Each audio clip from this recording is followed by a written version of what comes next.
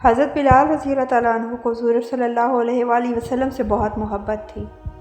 حضور صلی اللہ علیہ وآلہ وسلم کا جب وصال ہو گیا تو آپ مدینہ کی گلیوں میں یہ کہتے پھرتے کہ لوگو، تم نے کہیں رسول اللہ کو دیکھا ہے تو مجھے بھی دکھا دو یا مجھے ان کا پتہ بتا دو۔ پھر آپ اسی ہجر میں مدینہ چھوڑ کر ملک شام کے شہر حلب میں چلے گئے۔ 1 سال بعد آپ نے حضور صلی اللہ علیہ وآلہ وسلم کو خواب میں دیکھا۔ حضور نے آپ سے فرمایا کہ اے بلال، تم نے ہم سے ملنا کیوں چھوڑ دیا؟ کیا تمہارا دل ہم سے ملنے کو نہیں چاہتا؟ حضرت بلال یہ خواب دیکھ کر لبیک یا سیدی، اے آقا غلام حاضر ہے کہتے ہوئے اٹھے اور اسی وقت رات ہی کو اونٹنی پر سوار ہو کر مدینہ کو چل پڑے۔ رات دن برابر چل کر مدینہ منورہ میں داخل ہوئے۔ حضرت بلال پہلے سیدھے مسجد نبوی میں پہنچے اور حضور کو ڈھونڈا مگر حضور کو نہ دیکھا کہیں۔ پھر حجروں میں تلاش کیا، جب وہاں بھی نہ ملے تب مزار انور پر حاضر ہوئے اور رو کر عرض کی، یا رسول اللہ، حلب سے غلام کو یہ فرما کر بلایا کہ ہم سے مل جاؤ۔ اور جب بلال زیارت کے لیے حاضر ہوا تب حضور پردہ میں چھپ گئے۔ یہ کہہ کر آپ بے ہوش ہو کر قبر انور کے پاس گر گئے۔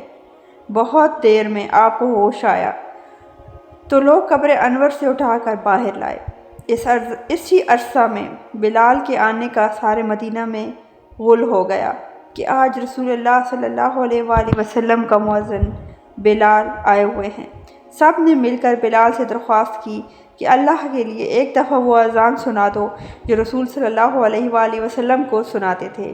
بلال فرمانے لگے، دوستو، یہ بات میری طاقت سے باہر ہے، کیونکہ میں جب حضور کی اس دینوی دنیا میں اذان کہا کرتا تھا تو جس وقت میں اشہد ان محمد رسول اللہ کہتا تھا تو رسول اللہ صلی اللہ علیہ وآلہ وسلم کو سامنے آنکھوں سے دیکھ لیتا تھا۔ اب بتاؤ کہ کیسے دیکھوں گا؟ مجھے اس خدمت سے معاف رکھو۔ ہر چند لوگوں نے اصرار کیا مگر حضرت بلال نے انکار ہی کیا۔ بعض صحابہ کی یہ رائے ہوئی کہ بلال کسی کا کہنا نہ مانیں گے تو کسی کو بھیج کر حضرت حسن اور حضرت حسین کو بلا لاؤ۔ اگر وہ آن کر بلال سے اذان کی فرمائش کریں گے تو بلال ضرور مان جائیں گے، کیونکہ حضور کے اہل بیت سے بلال کو عشق ہے۔ یہ سن کر ایک صاحب جا کر حضرت حسن اور حسین کو بلا لائے۔ حضرت حسین رضی اللہ تعالیٰ عنہ نے آ کر بلال کا ہاتھ پکڑ کر فرمایا، اے بلال، آج ہمیں بھی وہی اذان سنا دو جو ہمارے نانا جان کو سنایا کرتے تھے۔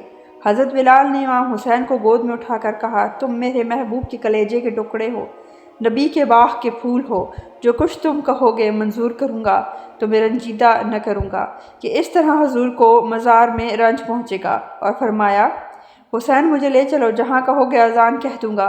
حضرت حسین نے حضرت بلال کا ہاتھ پکڑ کر آپ کو مسجد کی چھت پر کھڑا کر دیا۔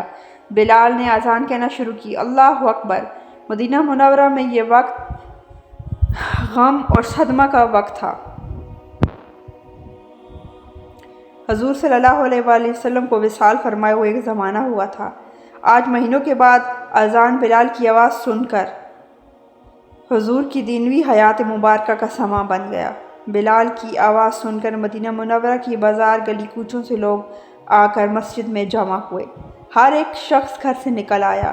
پردہ والی عورتیں بھی پردہ سے باہر آ گئیں اور بچوں کو ساتھ لائیں۔ جس وقت بلال نے اشہد ان محمد رسول اللہ منہ سے نکالا، 1000 چیخیں ایک دم نکلی۔ اس وقت رونے کا کوئی ٹھکانہ نہ تھا۔ عورتیں روتی ہیں، ننھے بچے اپنی ماؤں سے پوچھتے تھے کہ تم بتاؤ کہ بلال مؤذن رسول اللہ صلی اللہ علیہ وسلم تو آ گئے مگر رسول اللہ صلی اللہ علیہ وآلہ وسلم مدینہ کب تشریف لائیں گے؟ حضرت بلال نے جب اشہد ان محمد رسول اللہ منہ سے نکالا اور حضور کو آنکھوں سے نہ دیکھا تو حضور کے ہجر میں ہی بے ہوش ہو کر گر گئے اور بہت دیر کے بعد ہوش میں آ کر اٹھے اور روتے ہوئے ملک شام واپس چلے گئے اور اس کے بعد دوبارہ یہاں واپس کبھی نہیں آئے۔